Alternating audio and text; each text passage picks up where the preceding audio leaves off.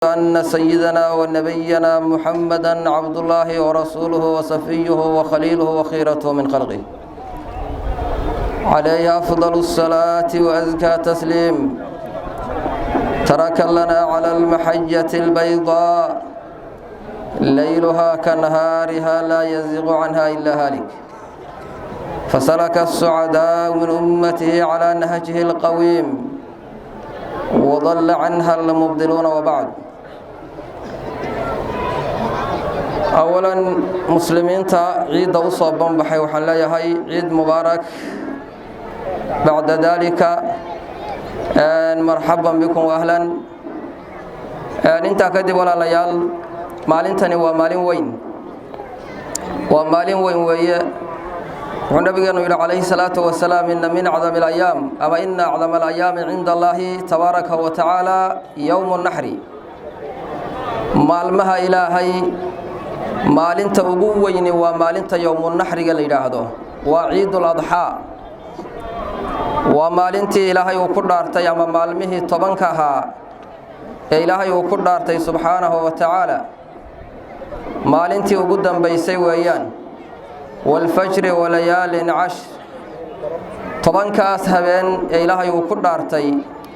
10kooda maalmoodna way la qabaane. waxay leeyihiin culimadu أكثر المفسرين من الصحابة والتابعين ومن بعدهم وطبعاً كمعلومات بشد الحجة ويقدم بيصه مالتة أين شوقنا دارتنا وحي كان ساتعديمين يوينين إلى الغاية. معناها الشيء إلهي وكل دارته والشيء آد أوين معلمه النبي عليه الصلاة والسلام ما من أيام العمل الصالح أفضل منها في هذه الأيام. مجر مالمه عمل كوناكسن أو للي مادا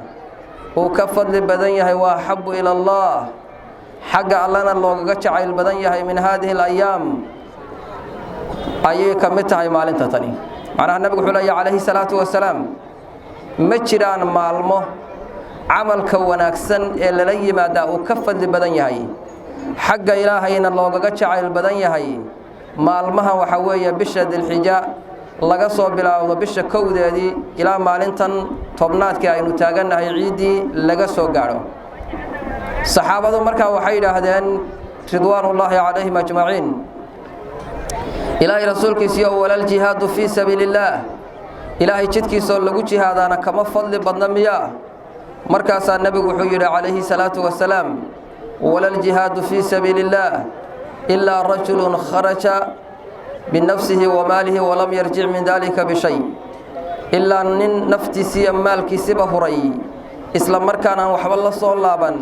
ونفتسي مالك سبه هلك أيكو تغن موياني ونبي النصوبة يري صلى الله عليه وسلم. مركان مالمهني ولا ليال ومالما أضفض لبضن مالنتني ومالنا أضفض لبضن. waxay ka mid tahay shacaa'irta waaweyn ee Ilaahay subhanahu wa ta'ala inaynu weynayno oo inaga doonayo. waman yu'addim sha'aa'ir Allah fa innaha min taqwal qulub. shacaa'irta iyo calaamadaha waaweyn iyo astaamaha diinta cidii weynaynta ay weynaysay waxay ka turjumaysaa qalbigooda inay markaas taqwa ka buuxdo weeye, qalbigooda inay taqwa ka buuxdo.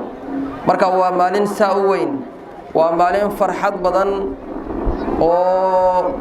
adduunka daafihiisa oo dhan dadka muslimiinta ee jooga aad iyo aad ay u faraxsan yihiin, ayna markaas u dabaaldegayaan.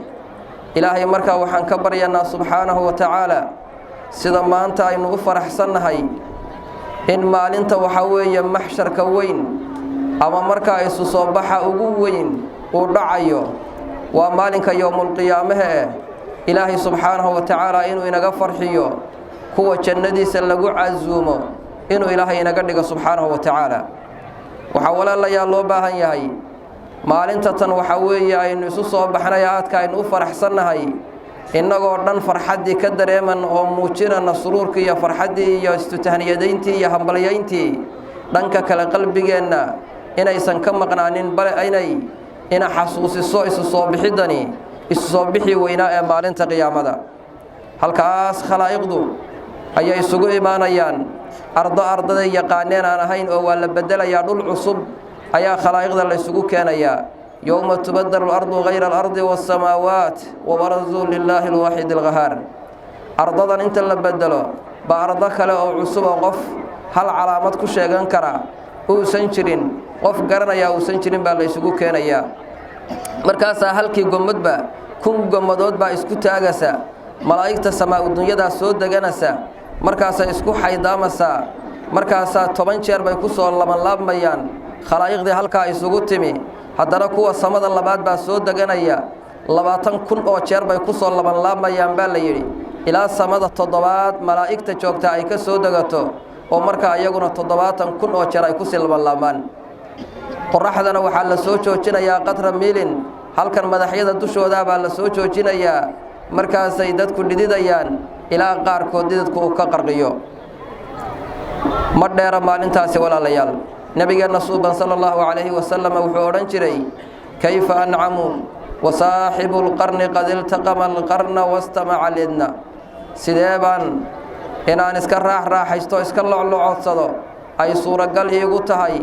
ayada oo waxa weeye saahibul qarni malagii buunka inuu afuufo loo xil saaray buunkii afka uu saaray isla markaana idan besa uu sugayo idan besa in la yiraahdo ku dhawaaq besa ayuu markaa sugayaa weeye markii waxa weeye qiyaamadu ay dhacdeen la isa soo saaro sida argagaxu uu daran yahay ilaahay subxaanahu wa ta'ala quraanka wuxuu inoogu sheegayaa carruurta yaryarayd ee milcista ay xitaa inay ciroobayaan yawma yaj'alu al-wildaana shiiba maalinka carruurta yaryar ee milcista ah waxa weeye dhibaatadii imtixaanka jira dartii ay la ciraysanayaan yawma tarawnaha tadhalu kullu murdi'atin amma arda'at wa tad'u kullu dhati hamlin hamlaha wa tara an-nasa sukara wama hum bisukara walakinna 'adaba Allahi shadida ilaahay wuxuu leeyahay subxaanahu wa ta'ala maalinkaasi siduu khatar badan yahay waa maalinta hooyadii ilmihii ay nuujinasay low la qadaraba halka inay timaado hooyo ilma nuujinaysa ilmihi ay ka dhaqaaqaso goor ay ka dhaqaajisay aysan ogaanaynin waa hooyadii ilmaheeda ku dhadhabi jirtay ee marnaba gacanta aan siin deyn jirin ee sidii loogeyd u jeclayd weeye tii uur kala hayd hadayba jirto goor ay uurkii tuurtay fooshii xanuunka badnayd ma xasuusana saxida maxaa yeelay waxa weeye haddii dhibaato weyn ayadoo dhibaato ay ku haysa ay kugu timaado tii yarayd waa la ilaawayaa midba midda ay ka weyn tahay ayay markaas waxa weeyaan tii ka hooseysay bay qarinaysaa weeye maalintaasina walaalayaal waa maalin aan dheerayn oo ina sugasa waa maalinta alla uu leeyahay wal tandur nafsun ma qaddamat liqad naf waliba berri waxay u dibdhigatay ha ka fiirsato maalinta rabbi la hor istaagayo ayadoo la qaqaawan yahay yawma yaquumu an-naasu lirabbil caalamiin maa minkum min ahadin illa sayukallimuhu rabbuh qof idinka midihi ma jiro ilaa rabbigii baa la soo horjoojinayaa فينظر أيمن منه فلا يرى إلا ما قدم ثم ينظر أشمى منه فلا يرى إلا ما قدم فيرى النار تلقاء وجهه ألا فاتقوا النار ولو بشق تمرة halka ayadoo la wada qaawan yahay baa la isa soo tubaya midig iyo bidix buu qofku fiirinaya wuxuu hormarsaday mooyaana wax kala arki maayo hortiisuu fiirinaya markaasuu naartii oo soo hanqaraysa oo milqsanaysa oo xadhkaha soo goosanaysa ayuu arkayaa 70,000 oo xadhig baa ku xidhan halkii xadhigna 70,000 oo malag baa haya inay ka soo fakfakata isku dayaysaa idaa raadu min makaanin baciid samicuu laha taqayyudan wa zafiira baa la leeyahay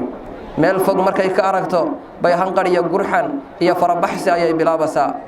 ilaahay inaga badbaadiyo subxaanahu wa ta'ala maalintaana walaalayaal inaan qalbiga ku hayno ayaa markaas loo baahan yahay waxaa loo baahan yahay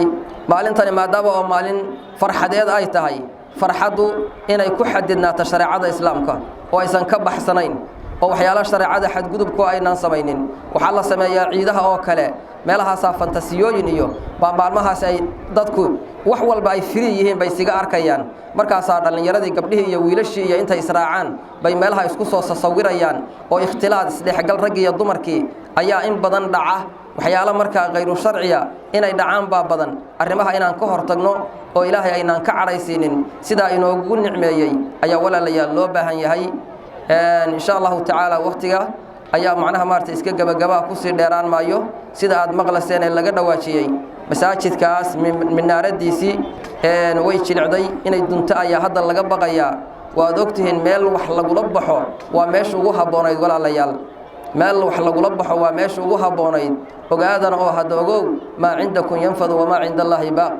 waxa inagu aynu la hadno waxa weeye way iska baaba'ayaan waxaynu bangiga Ilaahay dhigano ka baa markaas baaqi ahaanaya nabigeena wuxuu yiri sallallahu alayhi wa sallam man bana lillahi masjidan bana Allahu lahu baytan fil janna qofki Ilaahay masjid uga dhisa adduunka Ilaahayna aakhiro wuxuu uga dhisayaa guriyaha aakhiro ugu qurux badan sida masaajidka guriyaha adduunyada ugu qiimo badan yahay midda kale ogaada waxa aynu la baxno waxba inaga yaraan maayana way ugu badanayaan nabigu calayhi salaatu wasalaam wuxuu leeyahay saddex waan ku dhaaranaya waxa kamida ma naqasa sadaqatun min maal sadaqa maal man nuqsaamiso ilaahay baana taa quraanka inoogu ballan qaadayo wuxuu leeyahay wama anfaqtu min shay'in fa huwa yukhlifuhu wa huwa khayrur raziqin وحلاليا وحد لبحدان إلهي وإذن بدليا وحك خير بدنا الدنيا آخرة بالليل كوب بدليا من ذا الذي يقرض الله قرضا حسنا وملك إلهي ديمينيا وإلهي بنجي السيد لجنا يواكما أبو دحداح مركي آيات داس السودجتي بير أولها أو لحب قل أو جاد أو تمرها يكتب علي أيو يرجع قبر رسول الله waxaan ku doonayaa beeraha jannada sidii ayaa nabigu kaga gudoomay sallallahu alayhi wasallam sidaas walaalayaal loo baahan yahay inaynu baydka Ilaahay aynu dhisno waxba aynaan ka hagranin u hagar baxno taas loo baahan yahay insha Allah ta'ala akhyaartii hawsha u xilka saarnayd baan haddana insha Allah mikrofoonka iskaga wareejinaya hadalkayga intaasaan ku soo goobaya aqulu qawli hada wassalamu alaykum wa rahmatullahi ta'ala wa barakatuh